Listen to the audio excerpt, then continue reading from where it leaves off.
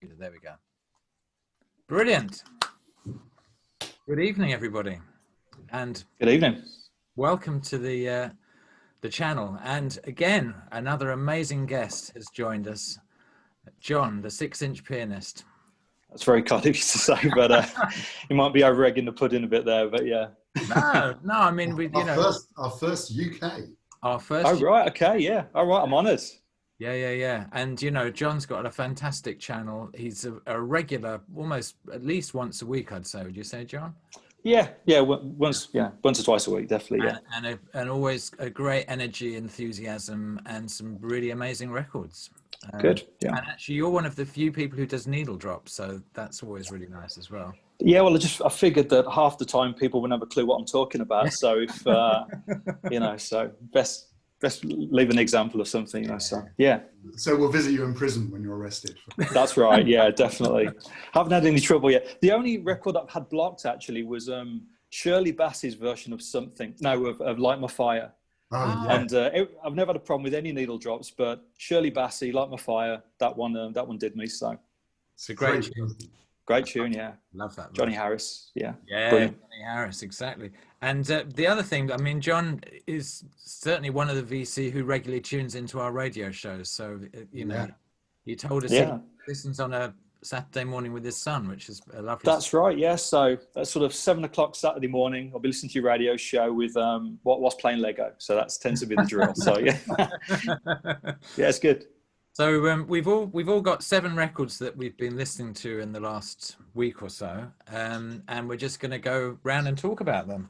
And I'm going to kick off. I mean, we've been doing these sort of lockdown VC sessions with special guests since March, I think. And who did we start off with, John? Was it Stavros? Stavros, yeah. Then yeah. Stavros sent an amazing package of VCLT, although it wasn't called that. And for me and John, but because John and I still haven't seen each other for 6 months, it's all just sitting with me. So that's your excuse. Yeah, that's my excuse. But this record, I don't know if either of you have come across this.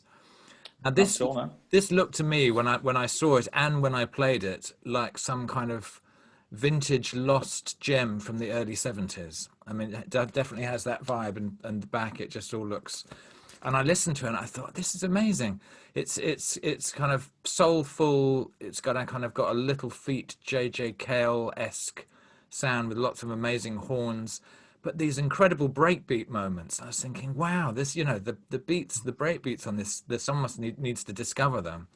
And then, I emailed Stavros and he said, no, it's a brand new record. It came out this year or last year. And who's it, sorry? The guy's called Neil Francis, and the album is called Changes. And it's really great. I mean, it sounds so authentically like the early 70s, except that the production, like particularly around the drums, is just a little bit more contemporary. Right. But really, really nice album, and great songs, great arrangements, and every track just ends up in a really groovy coda. Some lovely horns, lovely playing. Highly recommended, and thank you to Stavros. This is a classic VC find, which I would never have known about. Right, okay. Another new record. This is New Buyer Garcia's latest record. Now, I'm showing this, Mark, because I know you're not totally sold on it so far, right? We've had this conversation already. Well, yeah, but although I haven't, I have been hearing that it sounds amazing. So I've seen that live a few years ago, and I was a bit underwhelmed, but I did hear it. Right, okay. Okay, no, it's So I mean, I've seen it live, and I was really impressed with the live. But she put out a couple of EPs over the last few years, which are good. They're not great, but they're good records. But this is a real step up. Lovely playing. It's got features Joe Almond-Jones on keys out of Ezra Collective. Yeah. And again, it's the same with all of the other sort of current UK jazz artists. It's not just about the jazz; it's everything else that they bring to the table as well. So there's a real reggae feel on this and some of the songs, particularly the title track. So if you haven't heard it, it's worth checking out. She did a Tiny Desk concert as well, which is on YouTube. So if you've got quarter of an hour, 20 minutes, it's worth watching that. But really nice stuff. Yeah, I'd definitely recommend that. Who produced it, John? I'm not sure actually. I'm just still in the shrink here. All right. So I'll have to come back to you on that, Mark. Okay. Right. Okay, not new, but new to me, actually. Was this record by Spirit, which is actually the soundtrack from a film called Model Shop, which was recorded in 1969. And I got really interested. I was listening to Clear Spirit, which was their second album, and just realizing it sounded like a fusion record, but it was recorded like 9 months before In a Silent Way and all this kind of stuff. And just really been interested, and just hearing more about this. And my friend Tom in America posted some clips from the film Model Shop. It's a terrible film, actually, but it has fantastic soundtrack.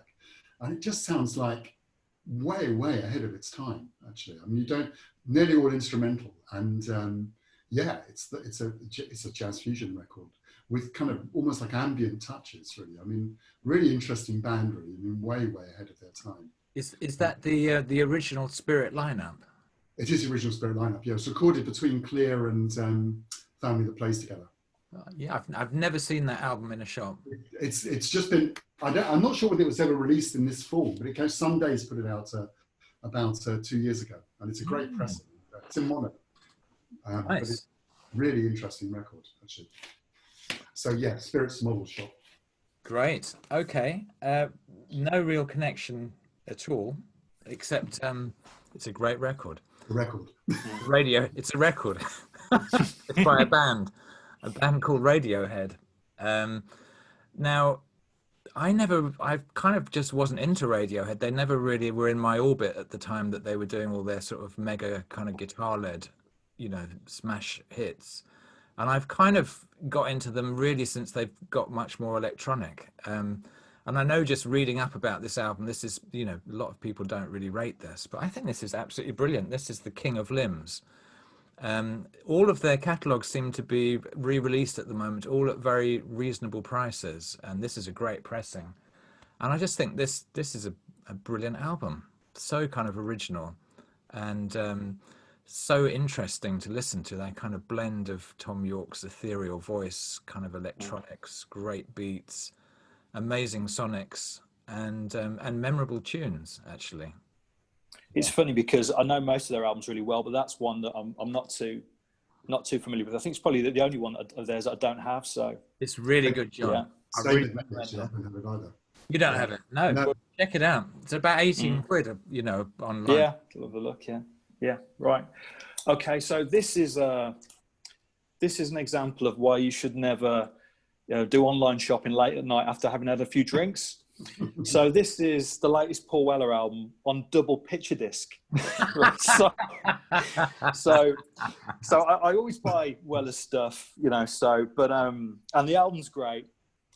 You could get it on black vinyl, you can get it on heavyweight purple vinyl, but I chose to get it on double picture disc, right? So obviously it doesn't sound great, the actual pressing, and it's split over 4 sides, and it's only a 10-track album, which makes it pretty hard work. But that aside, the album's great. It's a really good record. I think he's had, the last sort of 4 or 5 albums that he's put out have all been fantastic. A couple of the songs on here, particularly the title track, I'd say it's the best tune that he's done in a number of years. It's a really lovely pop song. Has a bit of a Style Council feel going on. So I think you've played a couple of songs on your show, Mark, haven't you? I have. Yeah. Yeah. But yeah, really nice. It reminds me a little bit of Wildwood. Yeah. That album, which I think up to now been my favourite of his records. Yeah. Okay. That early 90s period, so his debut album, then Wildwood, I think including the Jam and Style Council stuff, I think that's the best stuff that he's done. Definitely. Yeah. Agreed. Yeah. Stanley Road wasn't too bad as well. Yeah. Okay. Stanley Road. I have a special role in having really bad covers with really good records on this album. And this is Dion Warwick's Track of the Cat, and Mark's partly to blame for this because it's a Tom Bell production, and Mark, I think, showed the CD of the really good Ken production. And I didn't have this record, and it's the whole thing's produced by Tom Bell, and it's fantastic. Actually, it's a really just incredibly solid record.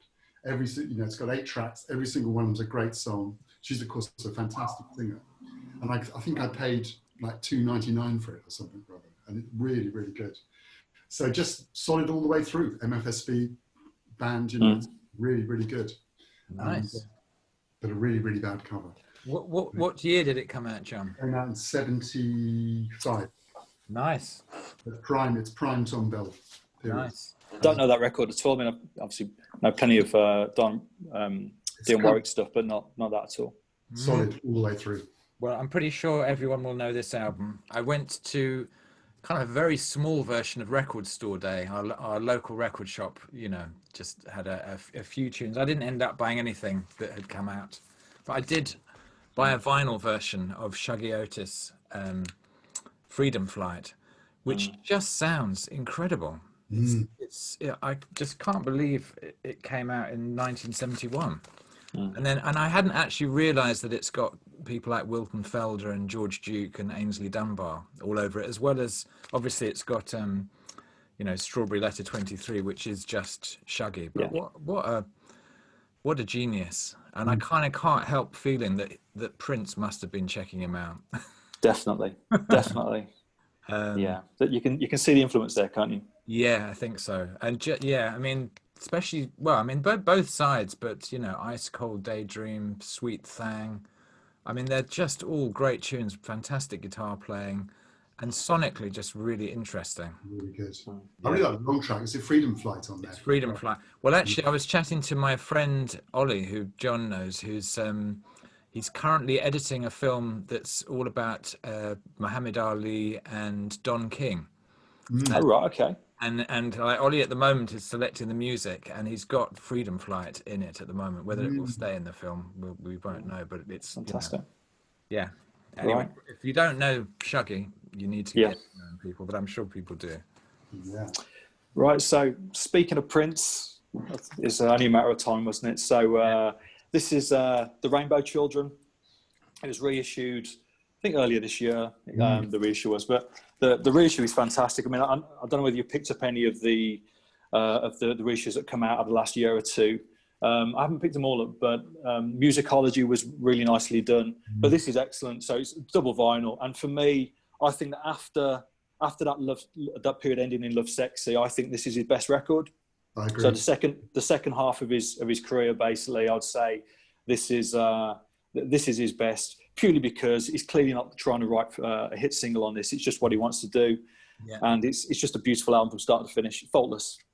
Yeah, great. And interestingly as well, when it came out, it didn't actually get a UK release, so you could only get an import at the time, which is crazy when you're thinking about, you know, an artist of Prince's stature not to get an album released in this country. But it's a perfect record and a good pressing. Wonderful pressing. Yeah. I mean, it's quite expensive, but it's worth picking up. I suppose it's expensive because it's an import, but it's a great pressing. Definitely worth checking out. Can't recommend that enough. Mastered by Bernie Grundman. Right. Okay. It's always a good sign. Yeah. Wonderful. I just upgraded my copy of this, actually. Okay. Yeah. Which I think is my favourite Bill Withers album, actually. Almost. Oh, really? Right. I really, really love it, actually. And I had my copy was, I only realised how bad shape my copy is when I played this one, actually. So I got it. There's a music on vinyl reissue of adjustments, and it's just a great record, all the way through. Very funky. I think. Has that got Green Grass on it? Green Grass. Green Grass, the track. I can't see. Yes, it has. Yeah. Yes. Yeah. Which was one of the first cover versions of a song I ever played. Yeah. Right. Very obscure. This was kind of his divorce record, wasn't it? This one, I think. Right. I'm just thinking of, you're talking about Don King and all that kind of stuff. There's the video of the concert with from the Zaire boxing match back up on YouTube again. The whole thing's back up there again, which is great. Oh, right. Okay. Just Bill Withers eating a lot of food, actually. Is that Rumble in the Jungle? It is, yeah. Yeah, but no, the concert film that goes with Rumble in the Jungle. Ah. Yeah. There's some great footage of Bill Withers sitting next to Muhammad Ali eating his dinner, taking no notice of Muhammad Ali at all. Well, this is, for some reason, it's very expensive, this, but I have to say it's worth it. This is the only album so far from Cleo Sol. It's called Rose in the Dark, and it's produced by Inflow, who also is the producer of the SAULT, the Salt albums. Cleo Sol also sings apparently on those albums alongside other singers. I just think this is a really, really beautifully produced album. It just, if you want something a little bit more mellow, you know, which just sort of eases the weirdness, this is, I can't recommend this too highly. The sound of it is fantastic, and you know, her voice is, it's not kind of, you know, there's no histrionics, but she just sings really nicely, and it just feels very genuine, very natural, and just really nicely put together. Phrasing's a bit like Sade, I think. Yeah, I guess in a way it might be a bit like a kind of contemporary Sade, but there's no naffness to it. I mean, I know there was I just remember Sade too much from that mid-80s period. I mean, that's a little bit unfair, Mark, isn't it? No, but I mean, I like Sade, but there was an association around, like, everyone. Yeah, I know what you mean. Sade, you know what I mean? Yeah, no, there's some great Sade music. I've got several. I guess it became kind of yuppie music, didn't it? I think dinner party music. Yeah. No, Sade. Well, it's interesting because I don't know that record at all, but the Salt records, the two that came out last year, are two of the best records to come out this year. I just love the fact that they just appeared without any fanfare, you know, without any promotion. That these wonderful records just appeared, and in this day and age, you know, how often does that happen? There's always something going on, some sort of word of mouth going around. Whereas, these wonderful records just appeared out of nowhere. Yeah, I remember getting a kind of, you know, a rough trade, you know, email just saying their latest releases, and it was just something about the description of the Salt record. I liked the influences that they were talking about, and they're so original. Because the latest record only came out last week, didn't it? I think I haven't picked it up yet, but I'll have to get hold of that.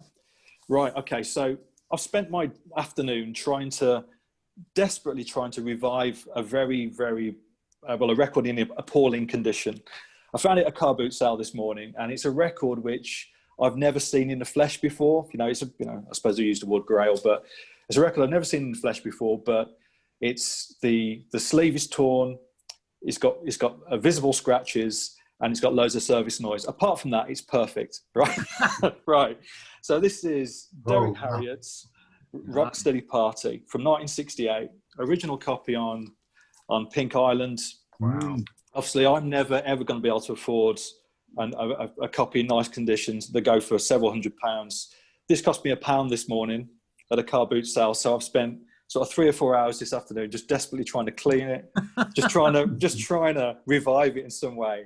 I'm not sure. I think I'm fighting a losing battle, but it plays all the way through, and it's just been fantastic to hear. So stuff on here like,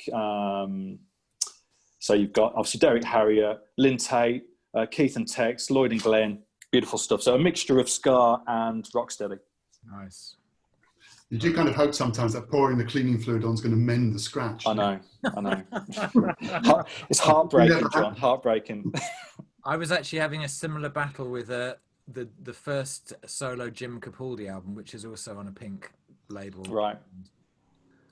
It's sounding better, but it's taken 3 goes through the cleaning machine. Yeah. Okay, no connection. This is a real weird one, actually, this one. This is obviously we're in Charlie Parker centenary time at the moment. This is a great collection of his Dial stuff on Dial, which came out in the mid-80s, but it came out on the NME label. NME put it out, New Musical Express, and it was only available through mail order. And kind of really weird thing for NME to put out, because it was right at the time when they were getting rid of all their... they were starting to scale back on their black music and actually go more for kind of indie stuff. But it's a beautiful, I mean, a double vinyl, really good pressing, lots of great information, kind of really good liner notes on the inside. Just a completely weird thing for NME to do, actually. And it's and it's a really, really great selection of Charlie Parker's Dial stuff. Really good. Nice. And, very nice. Had some reissues later on as well, but I remember thinking, why have they done this? This is a really weird thing, because they weren't even featuring any jazz at all in the newspaper at that time. But good stuff. Cool. Okay, something new. It's actually just a 12-inch. This is Matthew Halsey, and this is the Joyful Spirits of the Universe EP. It features a lengthy version on side 1. which is, and then a sort of edit and another track called Floating Island. Now I've heard of Matthew Halsey, but I didn't really know very much about him, and he seems to be he's definitely got that kind of Alice Coltrane moody jazz. I'm hesitating to say the word spiritual jazz, but it's a very kind of floaty, ambient, textural kind of sound with lots of kind of harps and trumpet and keys, and it's really nice. And it again, just on the sort of easing the pain and the confusion, a really nice record to grab. It's quite a limited thing as well. I saw it come out last week and I left it a day or two and then it had just gone. I think it's only 500 copies. Oh really? Yeah. Oh god, well I'm lucky to have one then. Yeah, so yeah, but I've heard it on the. I don't know whether you played it, Mark, but I heard it on the radio over the weekend. Yeah, I played it, and it's lovely. Yeah, really nice stuff. Yeah, right. Something a million miles away from that. I've been listening to a lot of P-Funk, and particularly this album, Uncle John Wants You, 1979. I think I was saying before that the first side of this record, I think, is a good side of P-Funk as you'll find. Freak of the Week into Not Just Knee Deep. Absolutely wonderful. But a little while ago, I found this, which is a flexi, which goes with this album. And it's a competition. So the idea is that you've got a piece of music, and the idea is that you compose, the lyrics and a melody to go over the top. You sing it into a cassette tape. You send it off to George Clinton's house, and the winner, I mean, that sounds novel enough, but the winner gets a recording contract, a professional songwriter's contract, and 25 grand. This is in 1979. 25 grand. So, yeah. So I'm thinking of having a go anyway. Yeah. But yeah, but it was a great album, but a bit of a novelty there. But I've been playing this one a lot. Nice. John, you've got a good story about George and was it somebody who very unexpectedly met him? Yeah, I met this woman at a business meeting, and she was working for Carlton, which was a TV station. Carlton TV, yeah. Company at that time. And all through the meeting, she was a really nice woman, but wearing a business suit. She had a pair of dog tags, P-Funk dog tags around her neck, and we started chatting away. And it turned out that he had worked in a community centre in South London, and had written to George Clinton saying, next time you're in London, come round and see us at our community centre. And she was in the centre on a Monday, and the centre was closed, and they had like a security system. And suddenly the bell rang, and she looked in the kind of camera and saw George Clinton's face staring up at the camera, and ended up spending the whole day eating scrambled eggs and drinking champagne with him, evidently. Fantastic. It's a great story. I think George was, I mean, my friend Ricky, a good friend of his, sort of seemed to have this connection with George Clinton. He'd always come over and see her when he was in London. Yeah. So it's definitely very personal kind of contacts. Yeah. Nice. Wonderful. Okay. Nothing to do with P-Funk, but been having a bit of a Duke Ellington period for the last couple of weeks. And this is the great this is a French Columbia issue, which has got two of his kind of tone poems on it, one of which is the Liberian Suite, and the other one is the tone parallel to Harlem. And they're just great kind of long form kind of pieces, really. I mean, obviously starting to take advantage. I think they originally came out on 10-inch LPs, but just starting to take advantage of the LP format. And they recorded about the same time as their Masterpieces, Duke Ellington Masterpieces record, which is a beautiful record. It's actually. beautiful. Really good. And yeah, and they're just great, actually. I mean, really kind of much more kind of adventurous than most people give credit to Ellington for, I think. Yeah, no, I still got a price label on the back. I paid £1.25. Bargain. I've got a feeling one of you two has shown this. Me. Do you know this? So I haven't got it. What is it? J.R. Bailey, Just Me and You. Right, no. It's just been reissued. It's an absolutely fabulous soul album. It's very much kind of channeling Marvin, Donny Hathaway, that early 70s sound, but it's not, it doesn't sound like it's trying to be them. It's saw a review sort of describing it as a kind of a love version of What's Going On. Okay. Yeah, really, really nice. And there's I'll check that out. Right. You know, you definitely like it. I'm sure Lawrence has got this. Or Lawrence showed it first. That was Lawrence showed Lawrence it. showed is that right? And, okay. and then I saw it on vinyl on Amazon for £5. Yeah. And the original, not the reissue, but the original copy. And I ordered it and I got it for £5. Brand, kind of new copy of it on Soul Brother. It's Be With Records, so it's a really nice pressing. They're very good reissue label. Yeah. Highly recommend. Nice. I'll look out for that. It's really good. Right, there's been a lot of Lovers Rock shown in the VC throughout the summer. I've been listening to digging out loads of Lovers Rock. That's what happens. You watch VC videos. I know the likes of obviously Doug, Lawrence, Steve, Psych in the Valley. Yeah, have all been showing plenty of Lovers Rock. So it gets you going through your collection, doesn't it? And pulling stuff out. But so this is a 12. I actually picked this one up last week. This is 66th Street by Louisa Mark in the In Crowd. So on Boucher's label, 1978, I think it is. Just really nice Lovers Rock. The flip has got a DJ version with Trinity. Yeah, really, really nice stuff. So that's been played a lot this week. Nice. Got a lot of love. There's a garage over the road which is from me, which is run by Rastas. There's got a lot of Lovers Rock. Actually, tends to be my soundtrack to the day, actually. And the guy's got a huge system in the back of his car, which can actually blow the road up. So we get anyway, nothing to do with Lovers Rock at all. It's getting very dark here, actually. This is McCoy Tyner. I'm going to put the light on. Hang on a second. Put some money in the meter. That's better.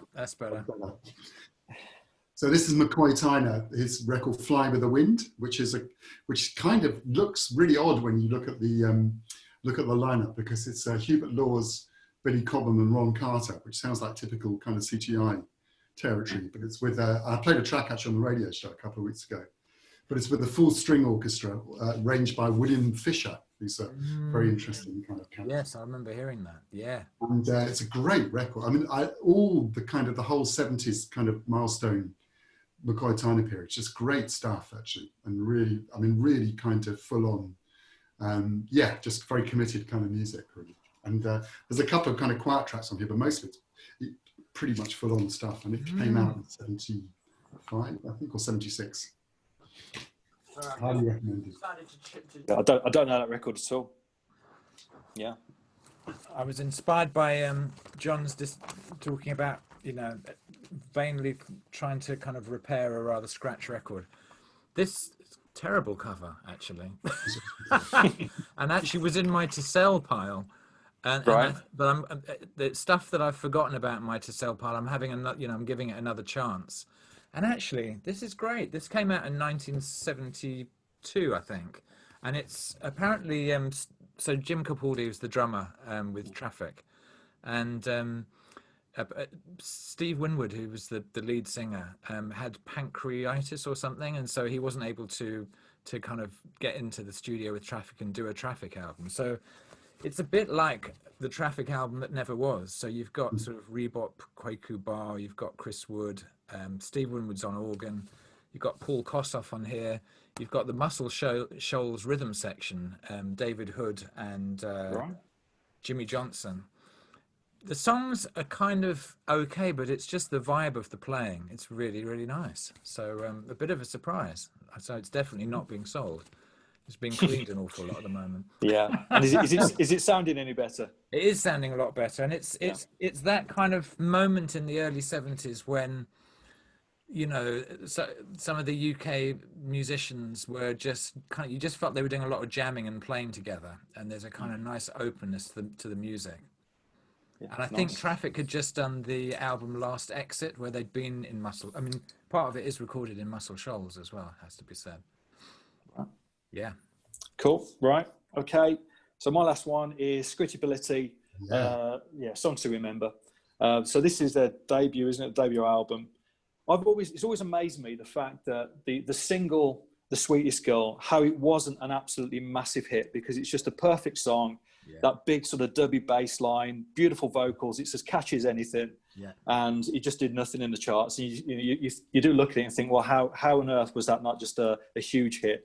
Yeah. But there you go. But the whole album's wonderful. Great bass lines, and I just love his vocal as well. So obviously it's very different to a lot of the other 80s stuff that they did. That was far more polished. This has got a little bit more of an edge to it, but I'm sure you'll know this. But yeah, a lovely record. I only picked it up a week or two ago, and the last couple of weeks I've been playing it loads. Great stuff.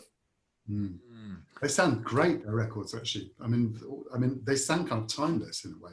Yeah. I mean, all three. I mean, even the ones that had more obvious kind of 80s production, they still sound really, really good, actually. Yeah. I mean, it's got a unique voice as well. I saw him play as a part of a Nick Drake tribute show. Obviously, where I am here, Nick Drake, well, where he's from, Tamworth in Arden, is about 10 miles away from here.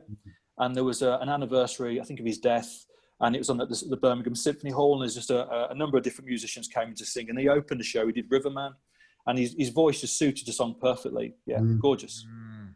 He used to see him, he used to obviously live near me, I think. He used to see him around here quite a lot for a long time. Actually, nothing to do with anything, this one. This is Anthony Braxton. Yeah, bit of a tangent there.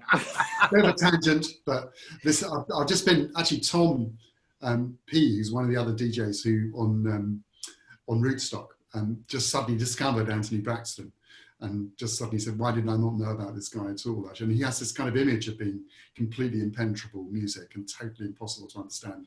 And it kind of relates a bit to the book I'm going to show later on as well.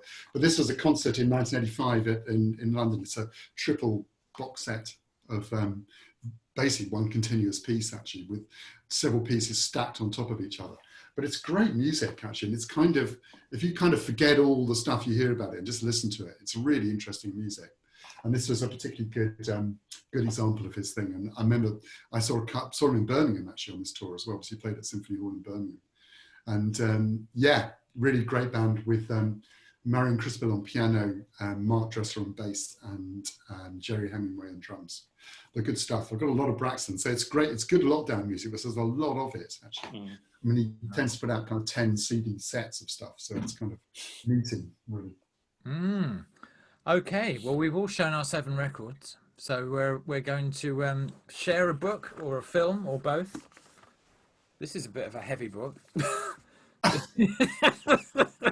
This is called Critical, then it's sort of written out, and the word cynical changed theories. How universities made everything about race, gender and identity, and why this harms everybody. So,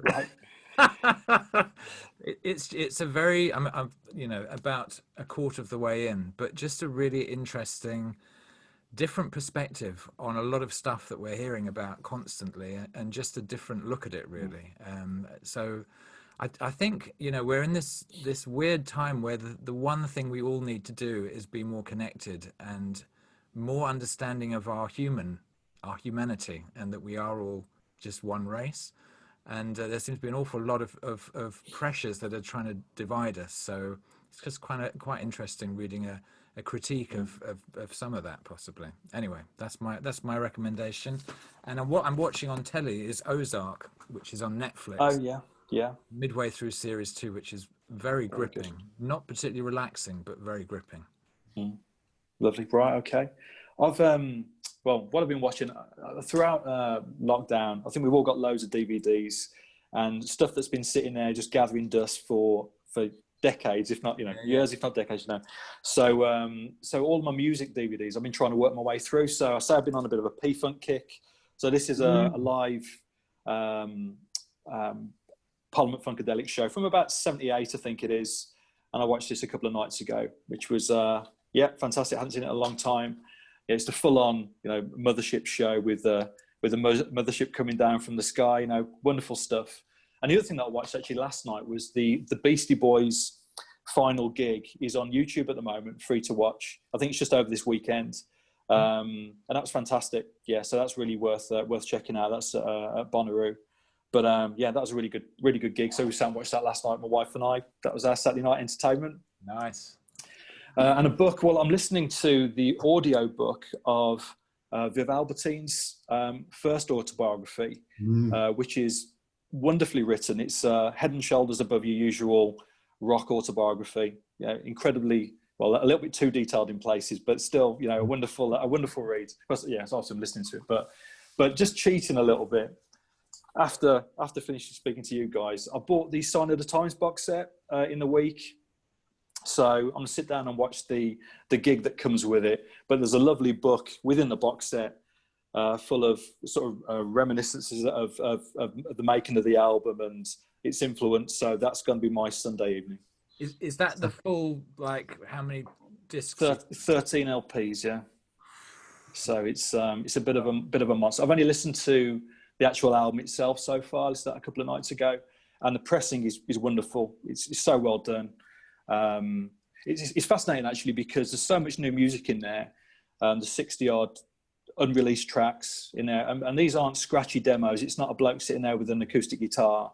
These are fully formed, fully recorded songs, which he's worked all the way through, and perhaps it just hasn't been finely mixed. But in all cases, he'd work a song through from beginning to end, record all the instruments, all the vocals himself, and you've got a fully finished song there. And then at that stage, he decides whether he's going to use it or not. So it's just like having 6 new Prince albums. Brilliant. Yeah. He didn't really do demos, Prince, did he? I mean, no, he didn't. What I'm really looking forward to is the Around the World in a Day box set. That's my favourite Prince album. Is it really? Yeah. Yeah.